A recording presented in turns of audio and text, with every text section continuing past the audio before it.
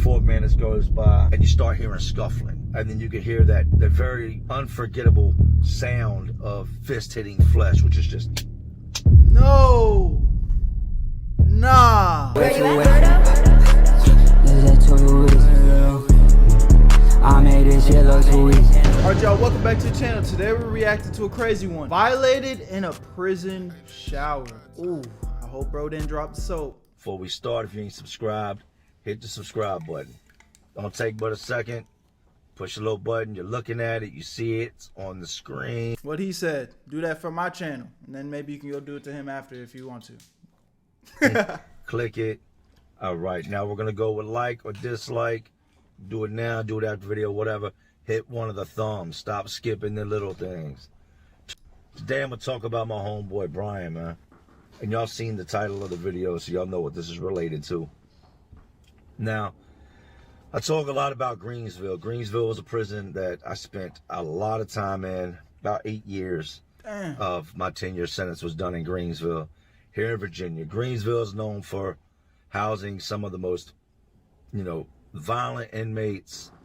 Large majority of the inmates there have How'd you end up in there then, bro? Violent charges, Damn. murders, rapes. Damn. If you've ended up at Greensville, you have, you've done something, or you just got screwed in the deal somehow and got thrown there.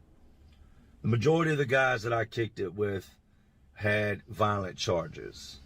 It's just not because, that's the type of people I flock to, but we have an understanding in how prison runs. We have, similar characteristics or beliefs. We're not going to stand for no bullshit. So it goes without saying, those are my type of dudes. Nigga just flaunting that, huh? I mean, let me take that back. It didn't feel like he's like flaunting it, but just saying that sounds crazy. Like, yeah, I hang around with killers and violent people. Those are my types of dudes. Straight face. He's dead serious. You can see the pain in this nigga's eyes. Yeah, man, I don't know, man. It's like, I ain't no going for no bullshit type of nigga either, but some people really are just like criminals. Only way to put it, I guess. Now, when I first got there, I had my issues. I was new, not new to being locked up, but new to this place, and every place runs different. There are similarities, but they run different.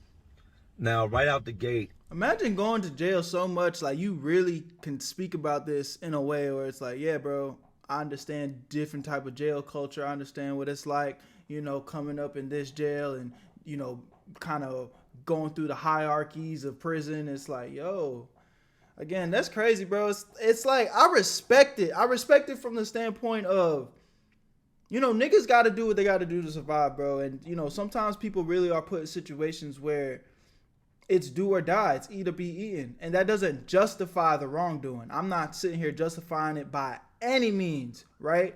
But, I'm not even defending this guy because I have no idea what he's been through and what his situation is. But it's just like, if you really do take a step back and understand that some people, the lives that they lived and the things that they had to go through and the upcoming that they came from, like, you can see how they ended up in these scenarios. Doesn't mean it's right, but you genuinely can see. And it's just it's a perspective thing, man. So don't be so quick to judge. I'm here, I talk my shit, I joke, I laugh, but on some real shit, you got to treat everybody with respect, even people that you don't agree with, because again, you don't know what that person's going through and what they're capable of more than anything too, man. I linked up with a stocky dude, man, named BK. And they called him BK because, from Brooklyn, whatever. Cool dude, man. I'm going to do a story on him one day, too. He tricked the shit out of me. But anyway, me and BK link up. I want to get on my big shit. I'm already, good size from being in jail and doing push-ups all that time, working out with the water bag. But BK had been locked up since the 90s, man. He's, shit, cut up. This dude looked like a tree trunk with arms. And he was short, maybe 5'6", 5'7". Straight cannon. So he gets me on this workout with him, and he introduces me to the guy that this story is about. A guy that also lived in my pod that I never paid much attention to. And I'm just going to give y'all his first name Because as I said in my, a couple other videos, I don't believe in exploiting people's pains or downfalls unless it is their fault, unless, it's something messed up on their part. So we're working out one day. I think we, pretty sure we're doing back legs that day. And a dude comes up and asks for it next. And this guy lives about 10 cells down from me. And his name is Brian. I don't know, man. This shit the guy lives 10 cells down from me. I don't know. That just sounded way too casual, bro. This is crazy. This is really like a different, like you live in a different life right now. That's crazy. We tell him, yeah, you can get it after us. Let us get the squat rack next. Cool, whatever. Don't say much more to him. Me and BK, we build over time. We walk the track. I come to find out that BK, some of the charges he was in there for were murder. He got caught up down, Virginia Beach, Portsmouth area. Killed 2 dudes and left one in a wheelchair for life. Hit him up. Shit. They tried to rob him. Shots rang out. He killed 2 of them. Left one of them paralyzed. Just a little bit about BK. But BK would talk to me. He had been down a long time, so he knew a lot of the other guys that had been down a long time. He knew their stories. He knew why they were there. He had been on different compounds with them and seen things happen, the things that they had done. And this dude, Brian, stuck to himself. Super friendly guy. You would look at Brian and you would think, why is he in here? And back in the day, your state number used to let everybody know, pretty much told how long you had been down. Because, my number at the time was 357017. Now, if I run into a guy that's got a 36 number, that lets me know he came in way after me. If I run into a guy that's got a 25 number, he came in way, way before me. Word. Brian Hanna had, I can't remember, but it was in the low 2s. So I knew he had been down 15 years or better. So me and B... Or better. This terminology, it's like, I don't know if y'all picking up on it, but it's like when I hear where a certain type of individual speak, bro, I've been around people like this before, and it always intrigues me when niggas talk a certain way. It's like you could just tell, we not living in the same world, just from the way niggas speak and the way they articulate themselves. Niggas living a completely different life. This shit, I don't know. I just be picking up on shit like that. It's crazy. Okay, get to talking one day, man, and we're just shooting the bullshit, which you do a lot in prison. You tell a lot of stories, a lot of talking. Ain't no phones like that or nothing. So your biggest source of entertainment is kicking it with your homeboys and talking. And I asked him about Brian. I said, man, what's up with dude? And he was like, well, Brian, he's good people, man. I said, yeah. I mean, what's up with him? Hey, you don't ask people their charges, but other people know. I said, he's got a body. He was like, yeah, he's got a body, but he didn't come in with a body. Which kind of, rose my eyebrows a little bit. And I'm like, what you mean he didn't come in with a body? He was like, Hannah's got a life sentence, but it's for murdering another inmate. And he goes on to tell me. Nigga said, imagine you walk up to a nigga, hey man, what's up with bro over there? That's my dog. Great dude, man. Real cool guy. Yeah. Oh, word, yo. What he got going on? What's he in for? Oh, he's got a life sentence, man. He's in here. He not going nowhere. That's my dog though. Good people. Oh, word, life sentence. Damn. How'd he get that? Oh, he knocked off one of the other inmates.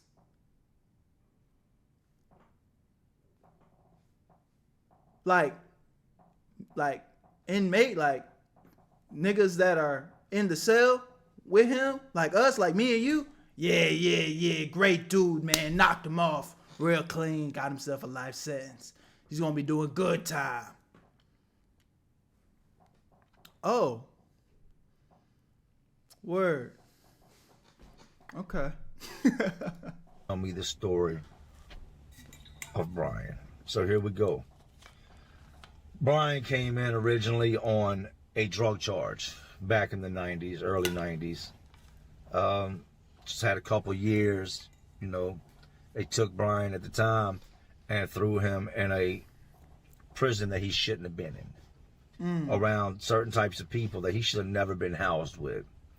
Well, they have what's called open base showers, which is a shower with no partition, nothing to, hide you, whatever you got going on from the next man.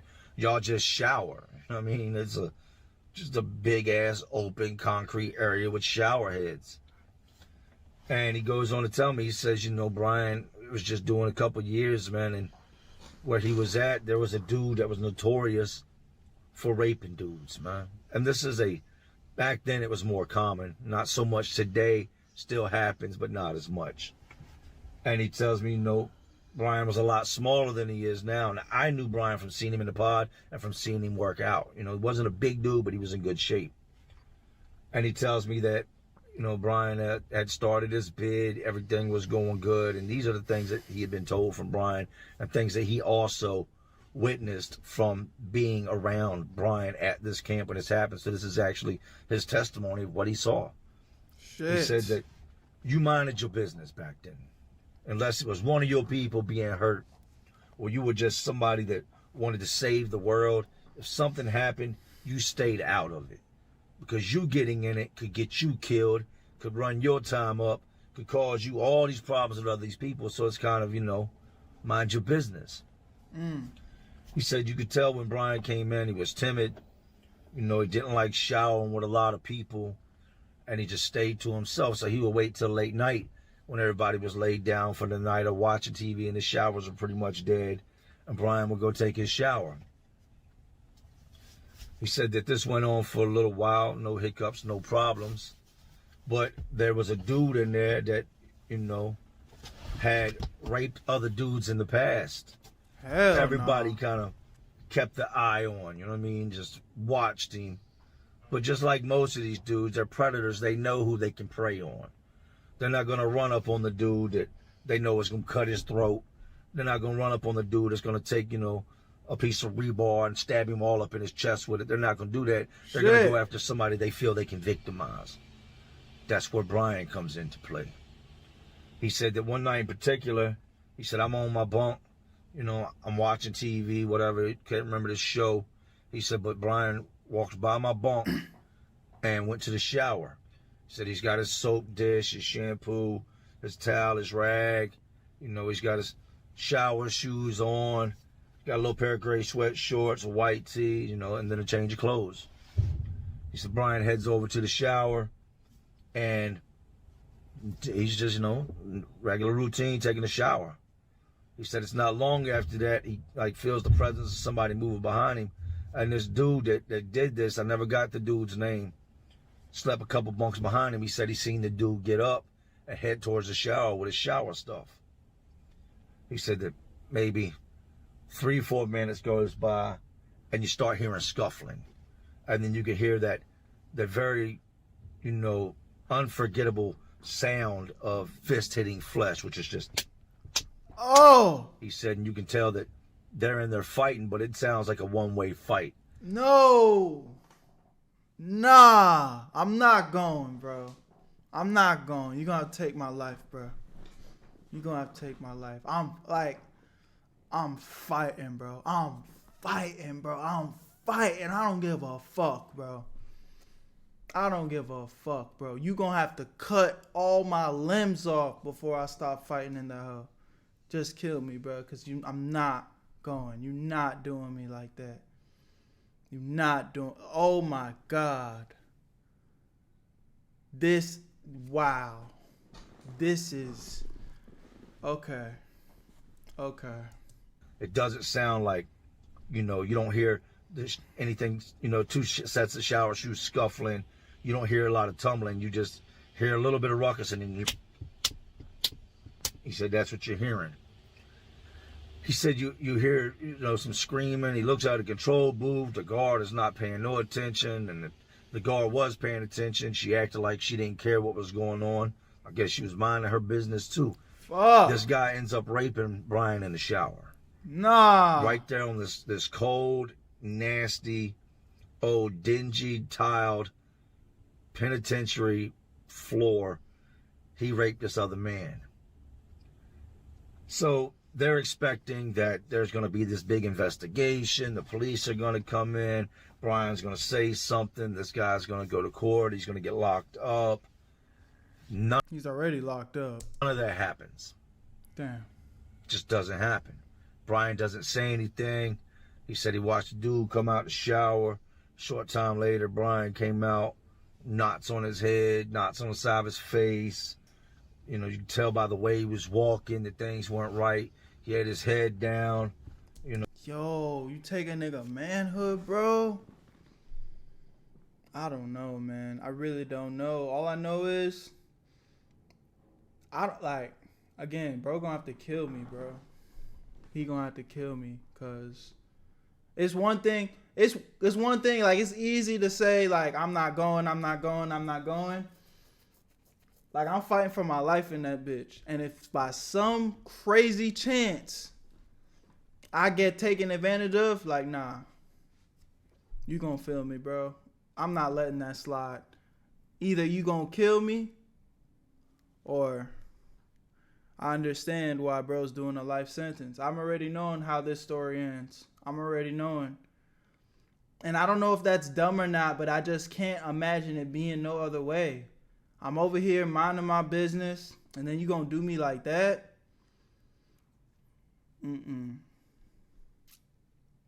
Niggas gonna have to feel me, bro. Ain't no way. Wow. I'm really speechless, bro. This one's crazy, chat. Hell nah. No. And everybody knew what had just happened. But it's like I said, it's one of those things, it ain't your business, you mind your business. Shit. They thought it was over with. They thought, you know, the most that might happen is this dude might try Brian again. Hell nah. It ain't over, bro. That shit ain't over. I'ma get my get back even if I get life. Trust me. Come on, man. What? But he said that didn't happen. He said after that incident, a week goes by and they're all expecting. He said Brian ain't been back to the shower since. You know, he's not going to chow. He's going out in the rec yard and he's sitting all the way at the other end by himself with his back to everybody in this field. And everybody's just like, damn, you know what I mean? This is crazy to have to live this life and watch this type of stuff take place. What they didn't know is that Brian had got his hands on a piece of metal and was sitting at the other end of that yard with his back to everybody with a rock between his legs, sharpening this piece of steel. Sharpening day after day. He's sitting there. Yo, this is hate and pain. Plotting, like, every day. I'm getting my get back. No, I'm getting it back. I ain't going out like that. What? This is a villain origin story if I have never heard one, my nigga. Mind you, this guy was in jail for a drug charge. He was only gonna sit down for a couple of years. This wasn't even his body for real. Like, he not even on that or didn't even want to be on that. Like, how many, bro, I know so many people that serve a little drugs here and there, bro. Like, regular, for the most part, probably a regular individual, bro, that just got caught up. And now he's in that bitch every day. Looking for revenge. Yeah, bro. No man should ever have to go through that. Because I feel like it'll mess your mind up too much. Like, it's all off the table at that point. And I'm not condoning the shit. It's just like, I get it. I really get it. There's just, I don't know how anybody could overcome that. It's as dark, it's sad, it's terrible. It's like, nobody deserves that. But fuck. I understand the mindset bro was in. He's getting that get back regardless of the outcome. You know, the crazy and sad part is, though, it ain't gonna make anything better, though. He was better off just, you know, as much as I think, it's like, I'm not co-signing it, no? You know what I'm saying? Like, it's definitely the wrong decision, but he really was better off just getting off, doing his time, getting out, going back to his family, going back to his regular life, and then seeking the help that he needs to get over that trauma. That's the smart thing to do. So I'm not even going to sit here and try to promote some bullshit. But at the same time, I just know me, man.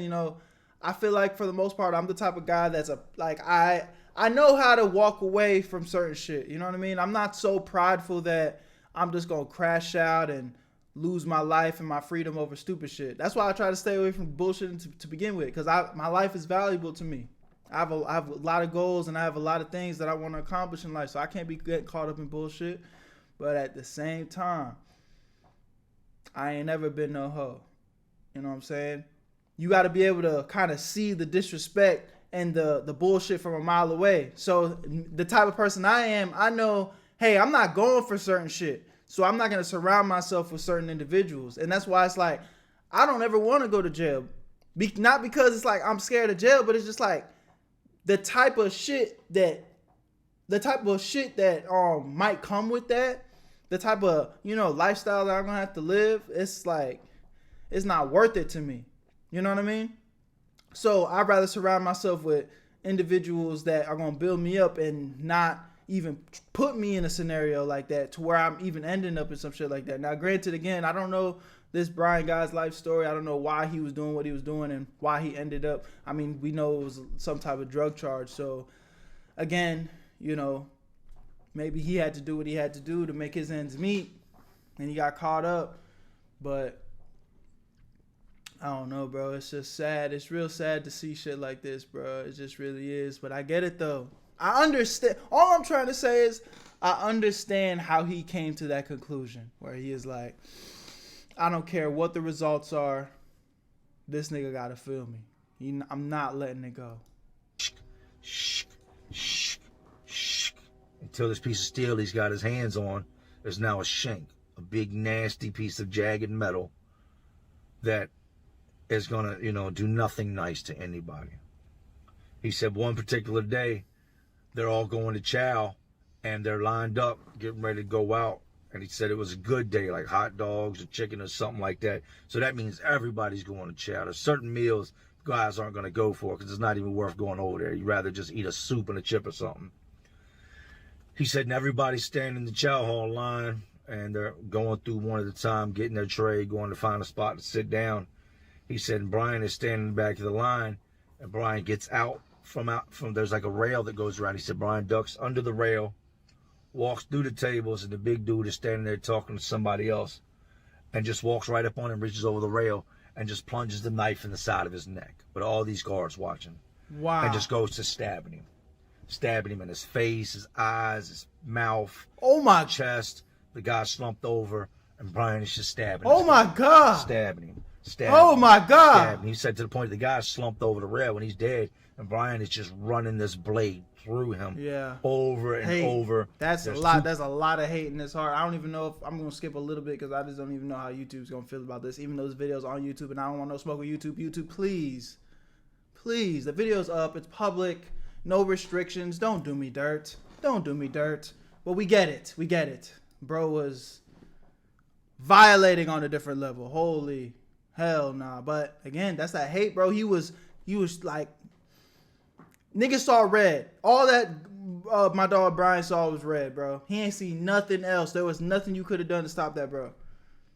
The police really should have been doing their job, because what really should have happened is the guard that saw the situation take place, they should have stepped in. Maybe they weren't able to save it from the actual incident happening, but they should have known, like, nah, he's not safe in here. We got to move him, and ultimately that's their job. And I guess that's opens up a whole different conversation of, where our taxpayer dollars and going in, and, what's really going on in prison, and are the police actually doing what they're supposed to be doing? But that's a whole different conversation, man. And, that's opening up a can of worms that, at the end of the day, this YouTube video is not what's going to fix the problem. So, yeah. And then right in front of everybody, he didn't Brian care. just assassinated this dude. Killed him. He didn't care. Right there. Which he should have. You know what I mean? If you're that type of person and you're doing that to people, there's no place for you in the world. I don't care if you think that because you're in prison that flies. There's no place for you in this world. So Brian did what he did. They brought the goon squad in. By the time the goon squad came in, Brian went and sat down on, one of the little round benches at the table, all covered in blood, and just sat there. Now, this is a man that came in with just a couple years that has now butchered another man in front of an entire chow hall, in front of guards, in front of kitchen workers, on camera. He just killed this man in front of everybody. Brian didn't ever report what happened to him in the shower. Never went to a guard, a counselor, nobody. But he brung it up when it was time for him to go to trial. He told him, look, this man had raped me. I pondered on what to do about it. I knew everybody knew, but I didn't want to bring no more light to it. I was scared for my life. Every night I was petrified it was going to happen again. So I killed him. They ended up getting Brian with premeditated first-degree murder. And that's because he took the time to make the weapon. He had over a week to think about it. Yeah. Could have told somebody, which, you know, we know is not going to happen because, like I've said in other videos, who wants to be the guy that the rest of your sentence you're known for, you know, being raped? Yeah. They gave Brian a natural life sentence without the possibility of parole. Damn. So a guy that came in on a drug charge. And that's where it's like, I know there's certain scenarios where this type of sentence makes sense.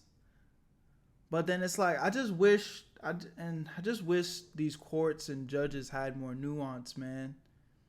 I just wish they had more nuance. But again, I'm not a judge. I'm not involved in this in any way. So I don't want to like judge too hard and say things that I really don't know nothing about. But just based off of this story, this version of the story, Brian didn't deserve that, bro. He didn't deserve that. He didn't deserve that. It's like, what was he supposed to do? What was he supposed to do? Just keep getting raped every day?